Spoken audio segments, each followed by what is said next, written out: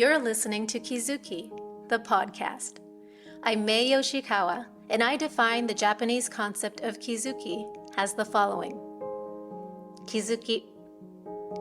1. A moment of epiphany, an aha of realization or insight which opens the knower to a new dimension of truth that was formerly unknown. 2. Steps in an incremental growth of awareness, resulting in a movement from ignorance to greater awareness of the bigger picture. A kind of knowing that cannot be undone, that cannot be unrealized. As a longtime yoga and meditation practitioner, a world traveler, and curious self-explorer, I'm obsessed with kizukis. Listen on each week for inspiring and enlightening stories that may just tip you over for your next aha. On this week's episode, Chest Hurts.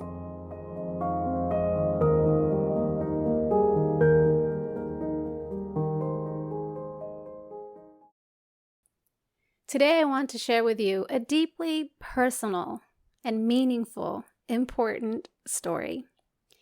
I'm going to read to you an article that I wrote some 3.5 years ago as I record this today. It's a page from my days, weeks, months, and years of grief following the sudden loss of my husband.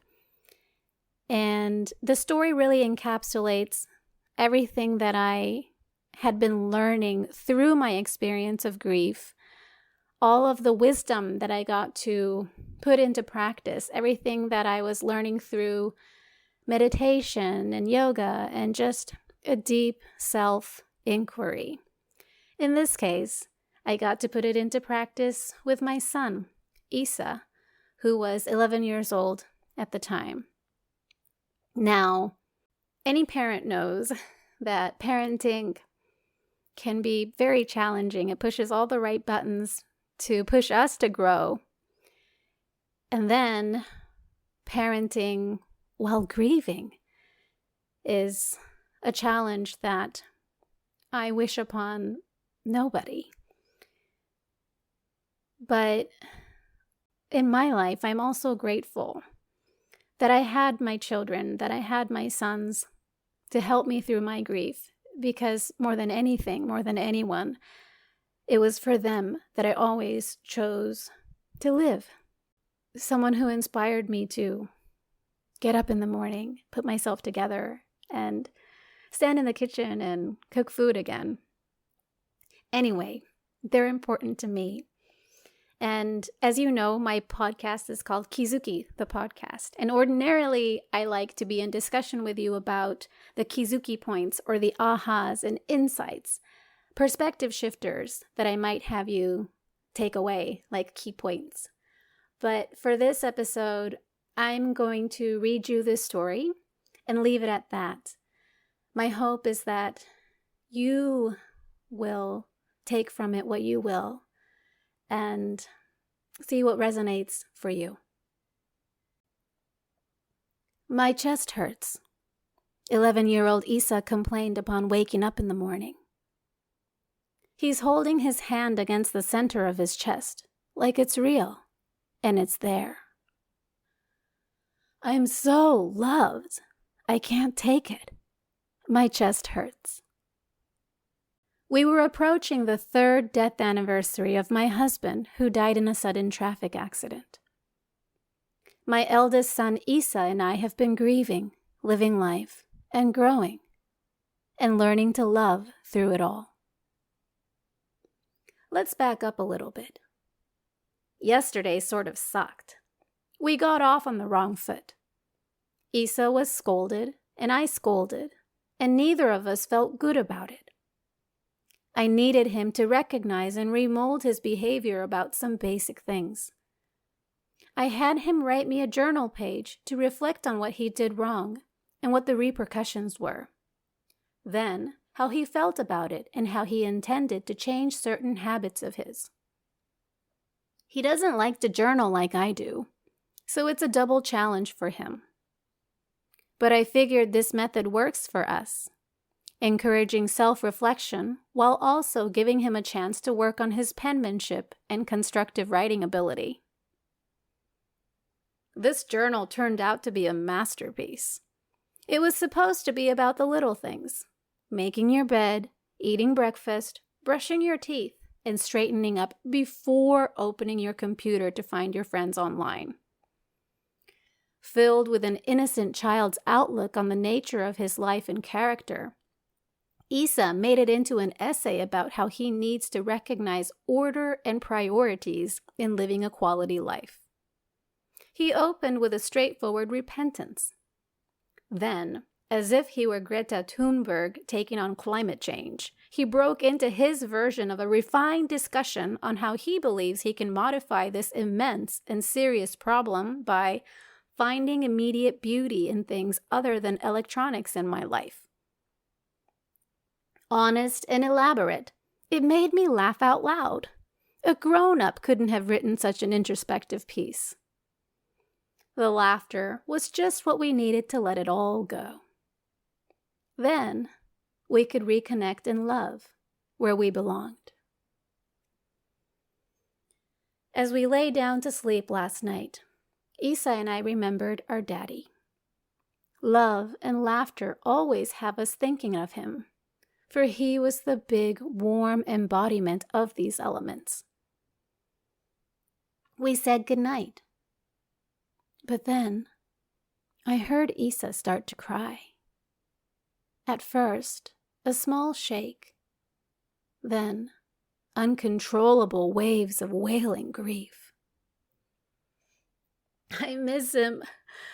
I miss Daddy. Mom. Why did he have to die?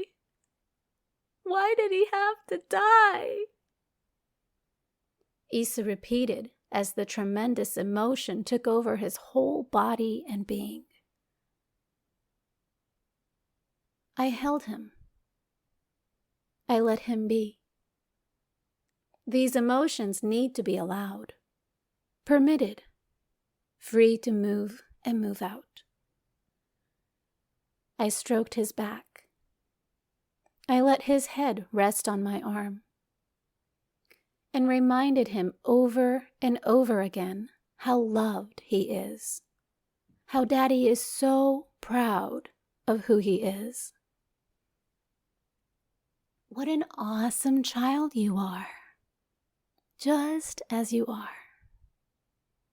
All of your feelings are important, and they are all allowed to be, just as they are. Let's just let them be, I whispered. I have developed eternal patience for grief. In Issa, and in anyone else, for I know that's what I needed for myself. I have also come to know that there is an eternal, timeless space inside my heart for this, and for every and any other emotion that shows its face. Some are more comfortable than others, but when you let them be in acceptance, I have found I don't even need patience, for it takes me to a timeless space. There, in that space, the emotions have a role. They help to turn the page. They help to propel you forward, to move beyond. So I've learned not to fight or resist what the emotions are here to do. A sense of whole awareness enveloped us as we lay there. Issa shook hard. I was present. He wailed hard. I watched. Longed hard. I held him. Ached hard. I stroked him. I lay there with him, in it with him, yet somehow unaffected as I remained with the space that held it all. In these moments, It's as though I am the backdrop, the score behind the music, the consciousness behind the movement. It can be natural. It is natural that every sound takes place in the presence of space. I want to die. I want to die, Mom. Can you kill me? This did not budge me. I allowed this thought. I knew it all too well. I did not ask him to be another way. Why resist something that is real to him in the moment? I can love him regardless. I have also learned that the experience of pain is subjective and personal. As much as I would like to, I cannot take the pain away for him. It is his road, his passage.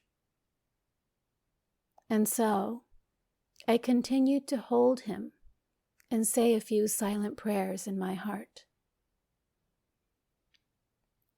And I kept reminding him,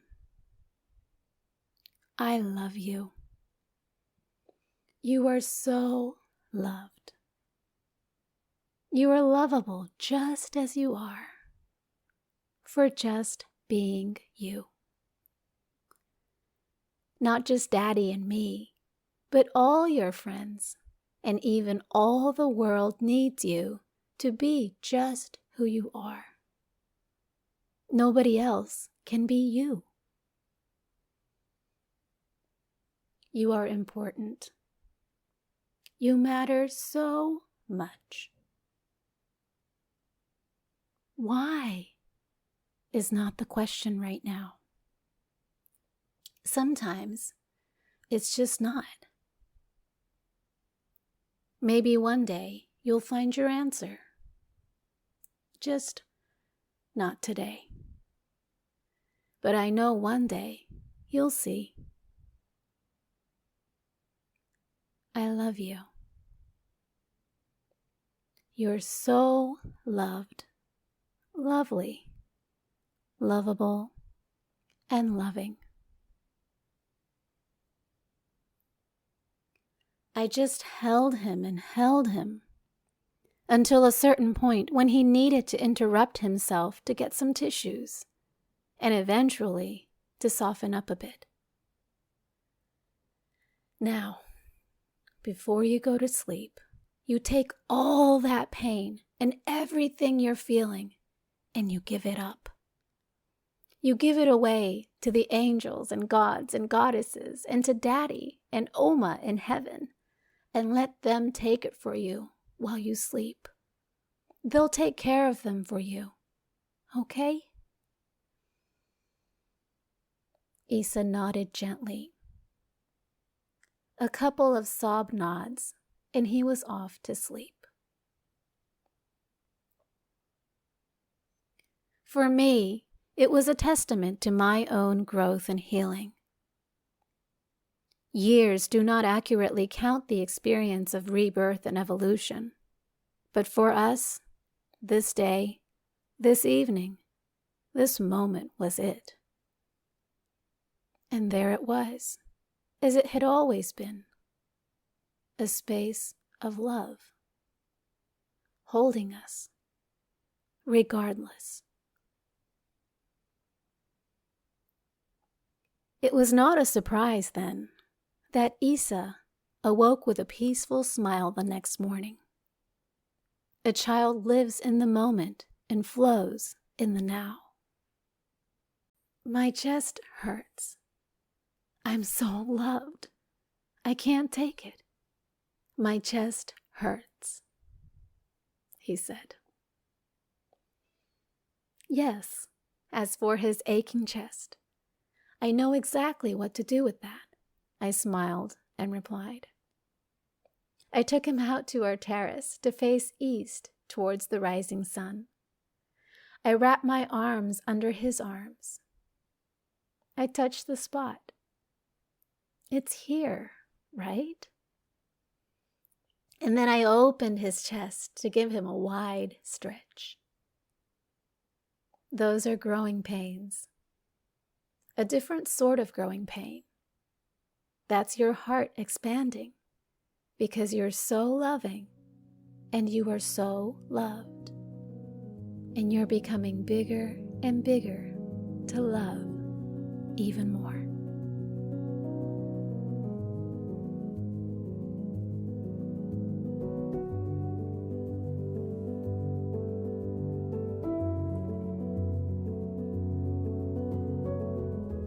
Thank you for listening. Learn more about me in my upcoming book, Kizuki, Realizations Beyond Time and Death, at my website, maey.live, or find me on Instagram at maeyoshiKawa.